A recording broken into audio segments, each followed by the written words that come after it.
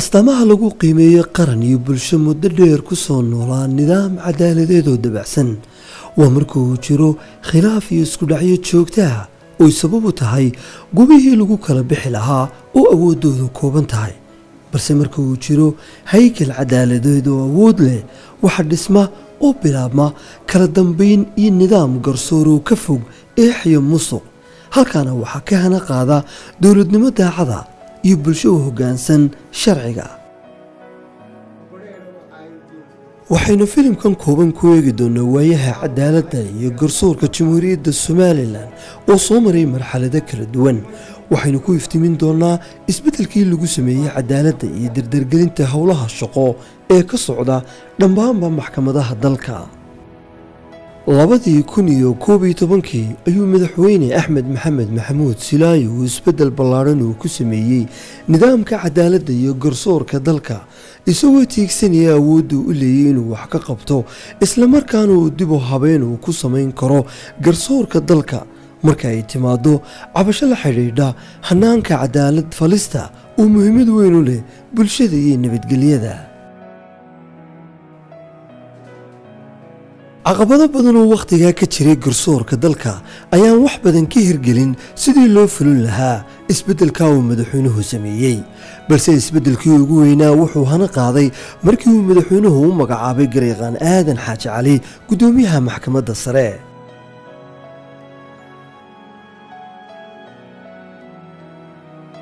inkastoo waayo badan ay ku xeernaayeen nidaamka cadaaladeed iyo garsoorka haddana halkaa laguma dayne waxaa markiiba uu gudoomiyaha cusub isagoo kaashanaya garsoorayaashii iyo hoggaankii hore u joogay sidii loo wajahi lahaa caqabadihii soo taxnaa muddada dheer oo u baahnayd calooladeeg iyo dulqaad haddaba waxaynu isweydiinaynaa maxay ahaayeen arrimihii ugu horreeyey ee uu ku dhaqaaqay gudoomiye aadan xaaji cali tallaabadii ugu horeysay waxay ahayd qorshe waayo marka la doonayo in isbeddel la sameeyo albaabka isbeddelka laga gala waxa weeye waa fishanka waa aragti inuu qofka wax doonayo bedelo ama inuu hogaamiyo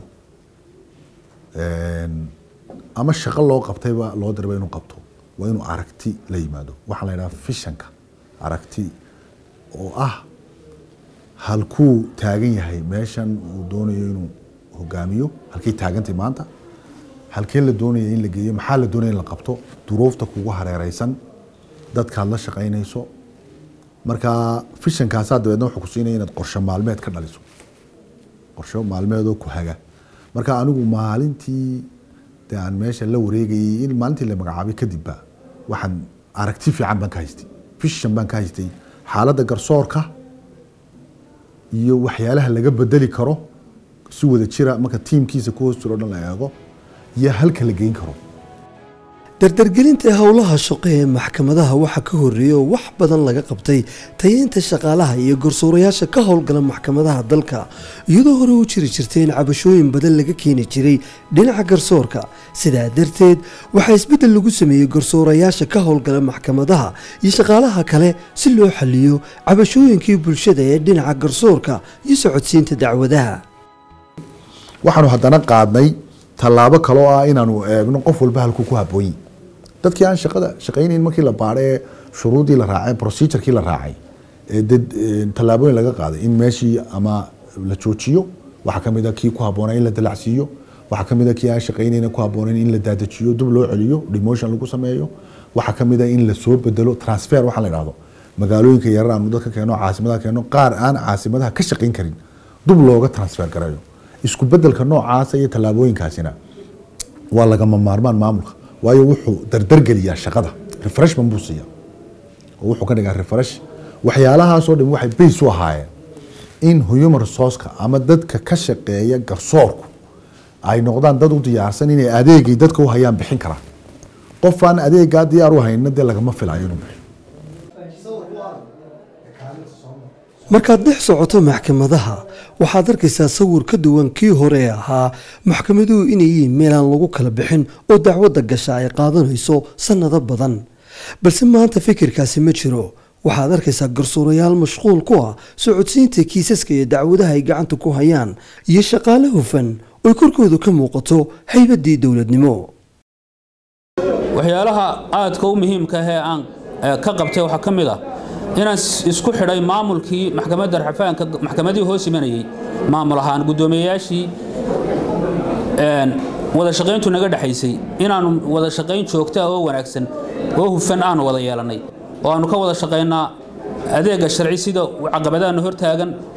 waxyaalaha aanu ka wada shaqaynayno isku xidh nidaam wanaagsan oo aanu shaqada ummadda aanu hayno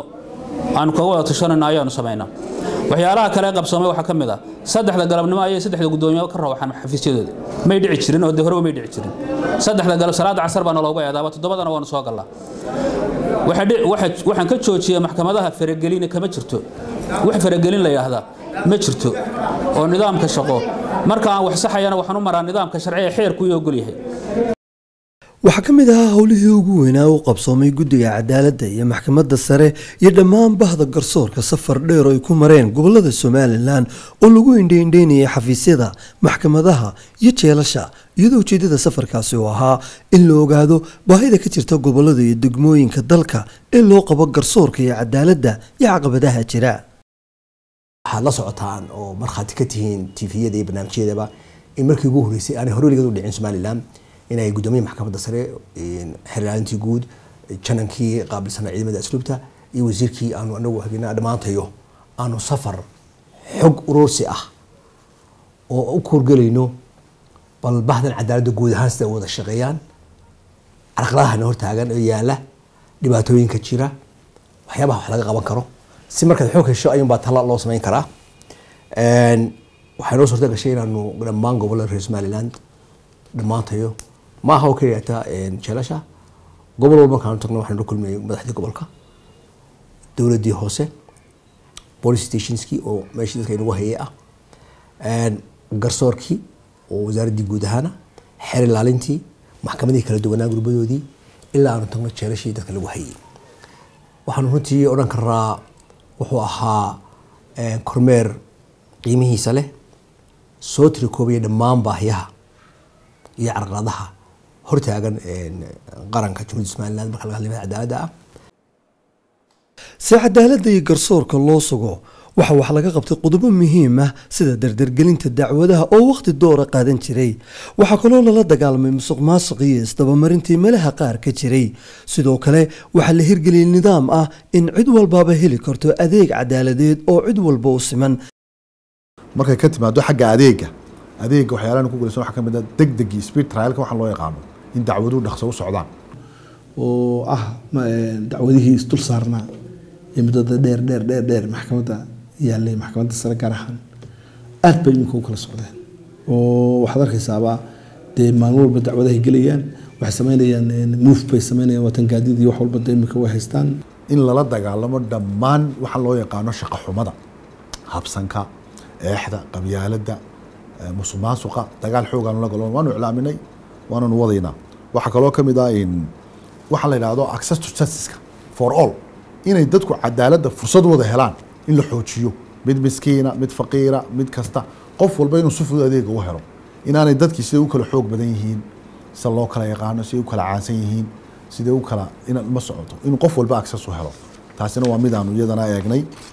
waxa kaloo ku dadaalay in bay-adan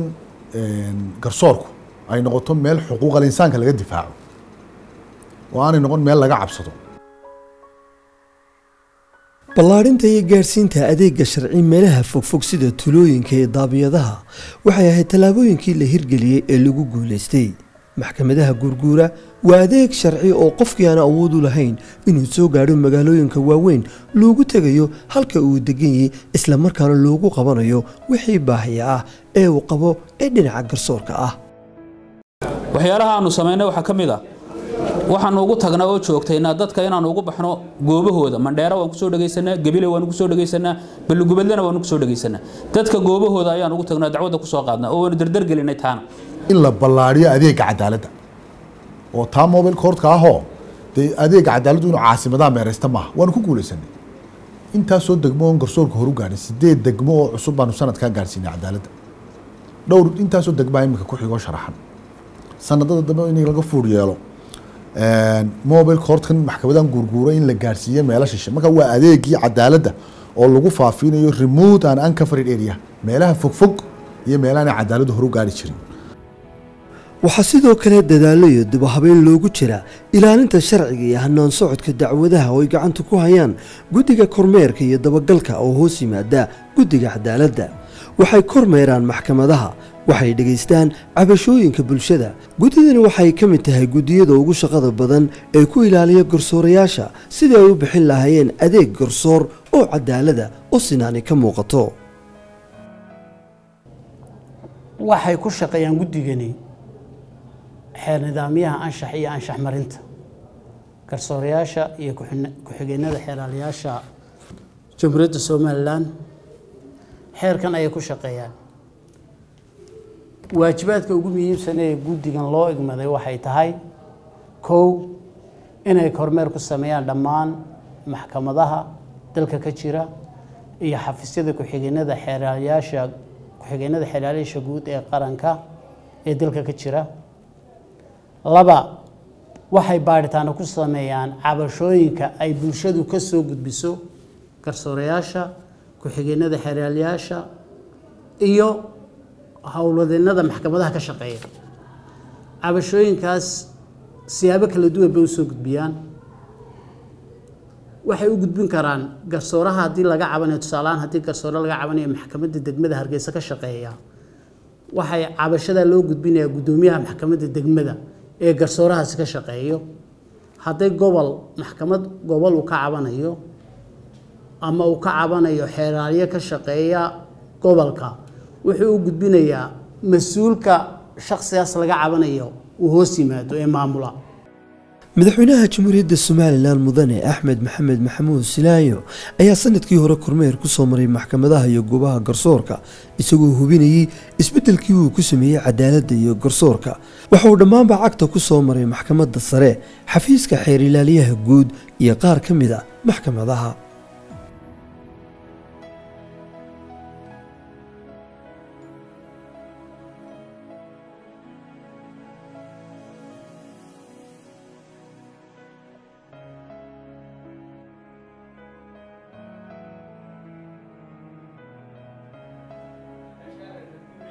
taabagelinta nidaam garsoor oo hagaagsan waxa uu baahan yahay inay ka wada qayb qaataan dhammaan cidda ay khusayso oo bulshaduna ka mid tahay nin walba waxaad moodaa in advocacy ay u sameynayaan reerkooda iyo dad waxaa ku imanaya ilaa 5-6 qof halkaas miiskaas soo buuxinaya aduu maxaad ahayd anuu caaqil baan ahaa aduu maxaad ahayd waxaan ahaa nin ganacsato caankan hebel la yaqaan ama waxaan ahay qofkan maxaad ka hadlaysan hal qof oo isaga muwaadin ah oo isaga soo qoran kar lahaa wixiisi oo isaga cadaaladii gaari kar lahaa ayay intaas qof hadalkii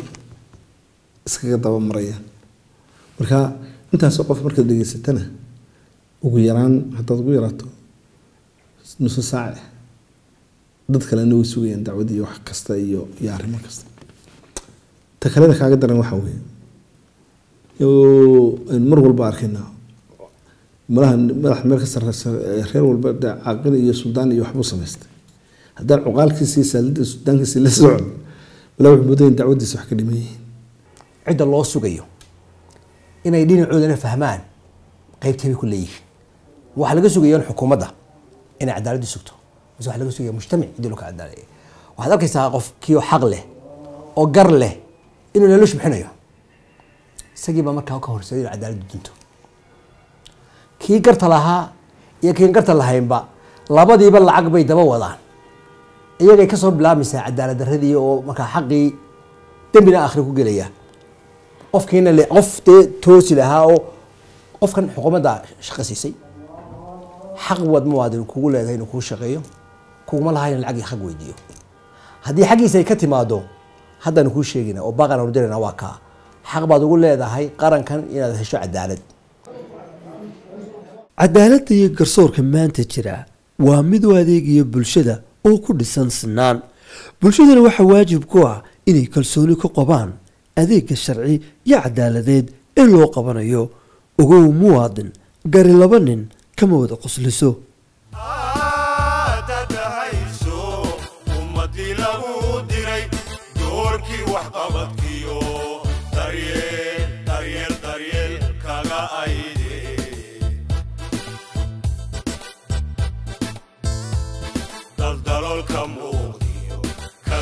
شباهدا نولشو درستو تدوينه رقي الدمر تقيد إيو حلماتو أي كدعيا